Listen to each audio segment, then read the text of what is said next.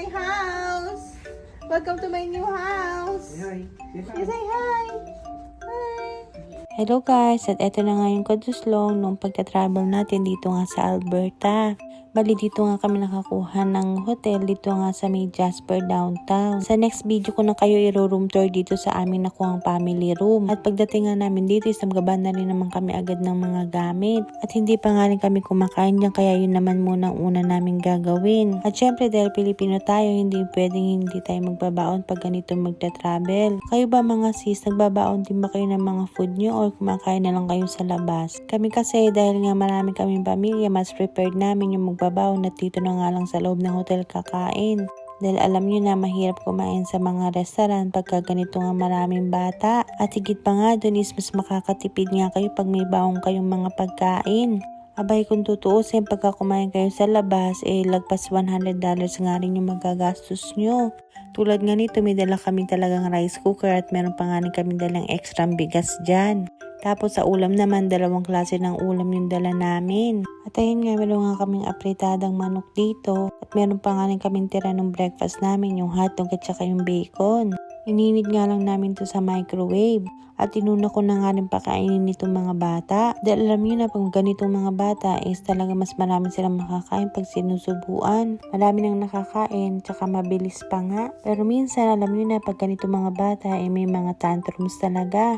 At eto nga si Aiden, ayaw niya magpasubo. Gusto niya kumain siya mag-isa. Kaya minsan pag ganito sila, ang ginagawa ko, inayaan ko silang kumain na mag-isa. Pero pag nalilibang, sinusubuan ko nga rin para makakain mabuti. At eto nga yung mga dala namin pagkain. Meron kaming apritadang manok. Syempre, hindi mawawala. Meron din kaming adobo. At saka ngayon tirang bacon at hotdog. At saka meron nga rin kami ditong chicharon. Sa dami nga ng dala namin ng pagkain, sa tingin ko nga isaabutin nga ito ng hanggang 3 araw. At syempre ayan, meron din kami mga dalang snacks para nga sa biyahe. Pagkayari nga namin kumain is pinadedi ko na rin sa Ethan at eto nga nakapagpampa ako. Dahil nga pag sa public, mas prepared ko na sa bote siya dumede hanggat maaari. At yung couch nga na pinakita ko kanina is nagiging bed pala siya. Nakatulog na nga rin ako dyan dahil nga nabanggit ko diba ay sobrang sakit nga ng ulo ko. Kaya pagdating nga namin dito at pagkakain is umiglip nga ako agad. At pati nga rin itong mga kasamahan ko dito is mga tulog nga din. At nung nagising na nga itong sa Ethan at eto nga nililinisan ko na siya ng katawan. Mabilisang linis lang din naman yun at eto nga bibigkisan ko na siya.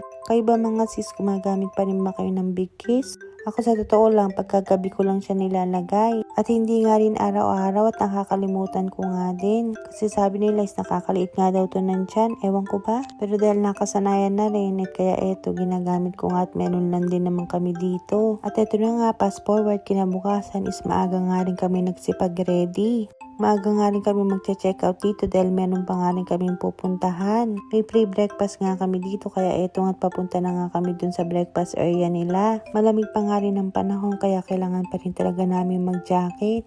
At hindi nga namin ma-enjoy yung pamamasyal pagka nga kami inilamig. At eto nga nandito kami sa breakfast area at buti nga wala pa ganong tao dahil nga maaga pa. Umanap na nga rin kami agad ng pwesto at dito nga kami pumesto sa may malapit sa may bintana. Dahil nga dun sa may bintana na yun is makikita nyo nga yung bundok. At eto nga dalawang bata is nagpakuha nga lang ng cereal. At kita nyo naman at ang ganda nga talaga ng view nila dito. Ang sarap kumain ng breakfast pag ganitong view ang makikita nyo. Nagpakabusog na nga rin kami dito dahil nga malayo-layo din naman ang biyahin namin. May 3 oras din siguro. At pagkayari nga namin kumain is nagpicturan lang din naman kami dito sa labas. At nakakatuwa nga tingnan itong magkapatid na to. Kahit madalas nag-aaway yung dalawa na yan, pag ganito nga nasa labasan kami, super sweet nila.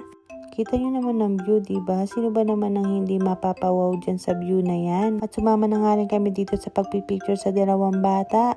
Hindi nga lang namin mailabas itong si Ethan dahil nga malamig. Bumalik na nga rin kami agad dito sa kwarto dahil nga nag-ayos na ulit kami ng mga gamit namin. Para nga makaalis na kami ng maaga dito. At ako na nga lang inaantay nila dito at nag-aura-aura nga muna ako at minsan lang naman magmukhang tao. Kaya naman talagang sinusulit ko na. Dahil alam niyo na pag ganitong nanay, pag nasa bahay wala naman talagang kaayos-ayos.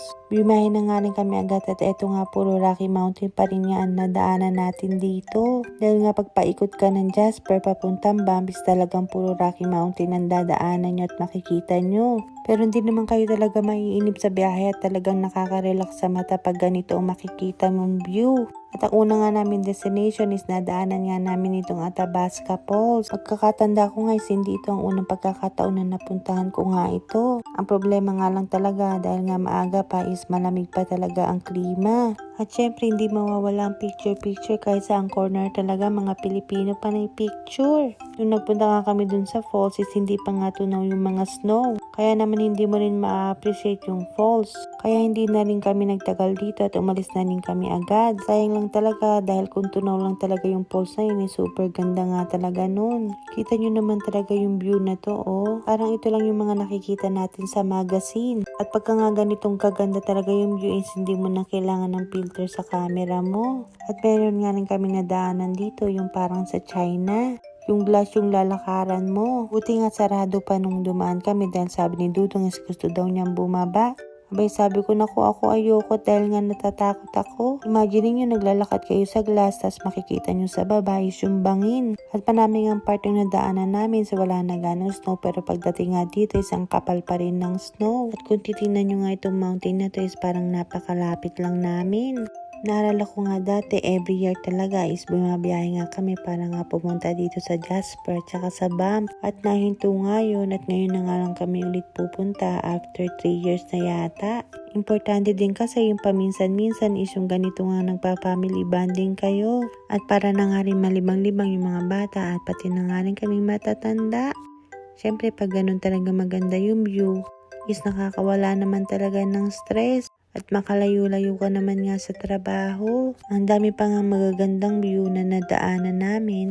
Kaya lang hindi ko na pwedeng isama dito sa vlog at dahil nga sobrang haba nito pag sinama ko pa. Minadaanan nga kaming rest area na mayroong mga souvenir kaya naman bumaba rin kami. Pero sa totoo lang, gagamit lang kami ng CR dito. Ito naman videographer ko is yung buko pa nga itong binibidyo. Eh kitang-kita naman na hindi nasuklay. At ito nga mga anak ko is dito agad dumiretso. Akala yata is laruan to.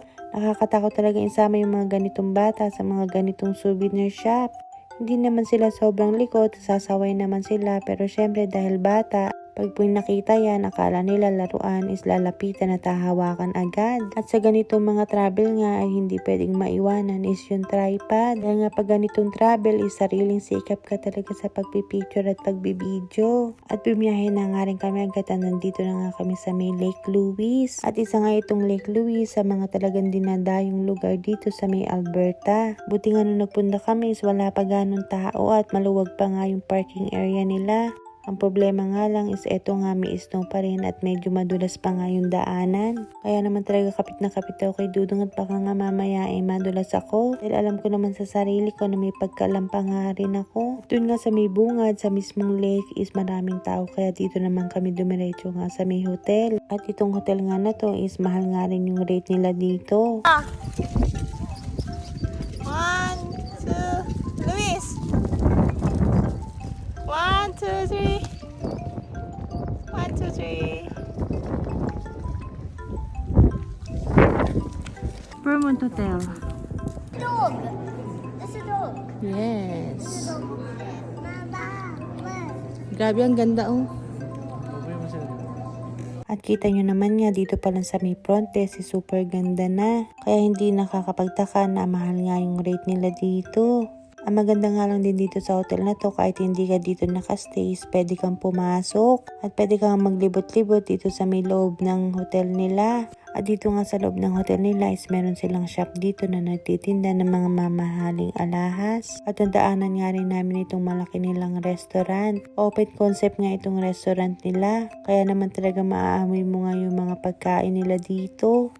At dito nga rin sa Lake Louise, yung lake nila is hindi pa rin tunaw. Kita nyo naman at ang kapal pa nga ng snow. Maganda pa rin naman yung Lake Louise kahit makapal yung snow pero mas ma-appreciate mo talaga yung ganda niya. Kaya nga tunaw na yung mga snow. Dahil nga makikita nyo yung mag-green-green na kulay nung lake nila dito. At sabayan pa nga yung bundok nga dun sa may likod niya. Niloloko nga namin si Louis, sinasabi namin sa kanya na sa kanya nga yung lake na yun. Dahil nga doon namin kinuha yung pangalan niya. At after nga namin doon is dumiretso na rin nga kami dito sa may Banff. At nasa 30 minutes lang yata yung biyahe simula nga dun sa Lake Louise papunta nga dito sa may downtown ng BAM. At dito nga sa may downtown ng BAM kami nakakuha ng hotel. Pero bago kami pumunta dun sa hotel is dito nga kami dumiretso sa may gondola. At bago nga kami bumaba is pinadedi ko nga itong sa Ethan. At eto nga meron na naman nga akong nakuha dito sa aking haka. Super ganda talaga nga nitong haka na to. May re-recommend ko nga siya lalo na nga kung sa mga mahihilig bumiyahe. Dahil nga napakadali lang niyang gamitin. Hindi mo na nga kailangan dito ng wire or electricity pa. At syempre lagi nga rin ako may dalang ganitong storage bag. Dahil nga sasakay kami ng gondola at akit kami dun sa may bundok is hindi ko nga pwedeng dalhin yung car seat ni baby. Kaya eto naman gagamitin ko nga itong baby wrap ko. Nabili ko nga lang to sa Temo at gustong-gusto nga to ni baby. Pagka nga dito siya nakasakay talaga namang super haba ng tulog niya. At ito nga ipapakita ko sa inyo kung paano ko siya kinakabit.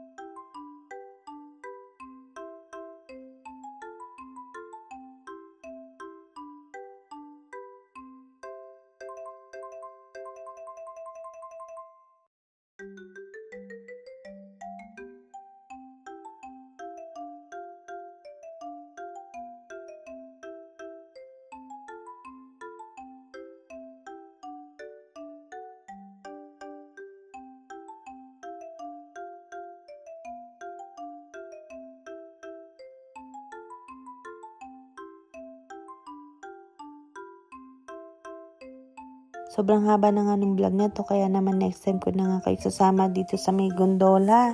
See you on my next one. Bye!